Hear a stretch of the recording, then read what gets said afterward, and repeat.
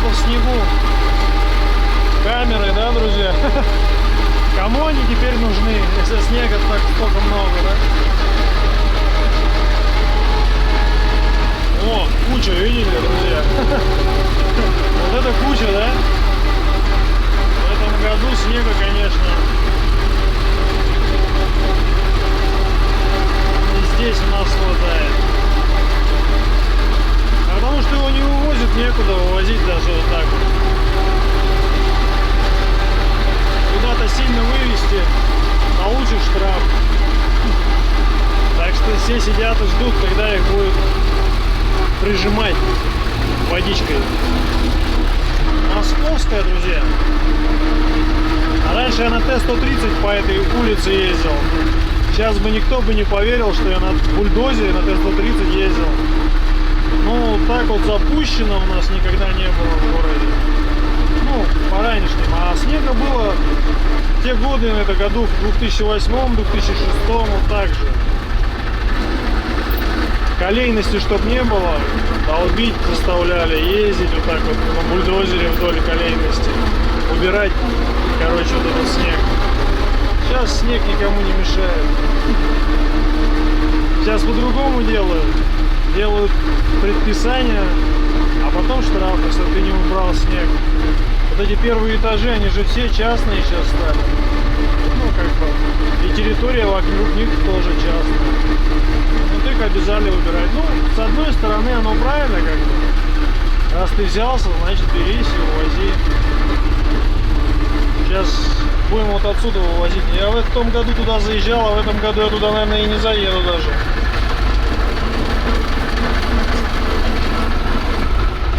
Кто-то узнает это место, но не буду ничего говорить.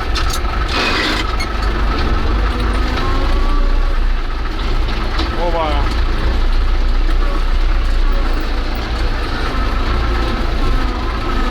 И даже на тракторе как бы заезжать-то неудобно.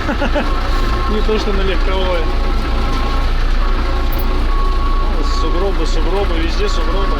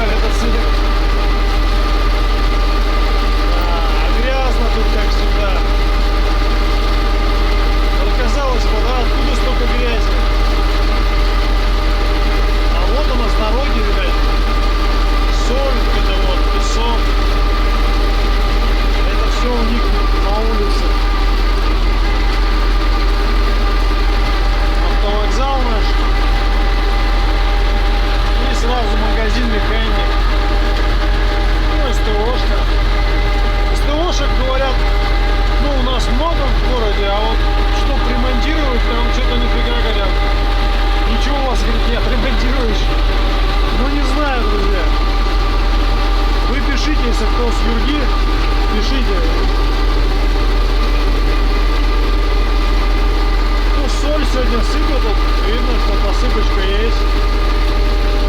Телегу вот так нагрузил.